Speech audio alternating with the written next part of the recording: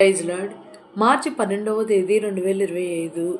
ఈరోజు దేవుని వాగ్దానం, పాపము చేయు ప్రతివాడును పాపమునకు దాసుడని మీతో నిశ్చయముగా చెప్పుచున్నాను. యోహాను సువార్త 8వ అధ్యాయం 34వ వచనం.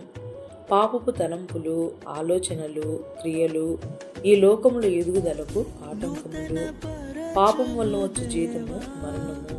కనుక మనము మనలోనున్న పాపాన్ని యేసయ్య నామములో ఒప్పుకొని ప్రాయశ్చిత్తం కలిగిన వారమై పాపపు జీవితాన్ని విసర్జించి పరిశుద్ధుడు అగ్ని వంటి దేవునిని కలిగిన మనము పాపానికి దాసులము కాకుండా యేసయ్యను ఎల్లప్పుడూ విడువక మనము ప్రార్థించగలిగితే ఆయన మన పాపములను క్షమించి తన బిడ్డలుగా మనల్ని అంగీకరించి మనల్ని దీవించును.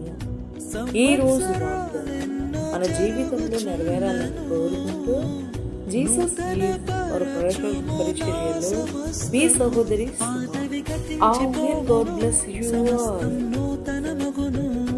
నీలో ఉత్సహించుచు నీకై ఎదురు చూతును నూతన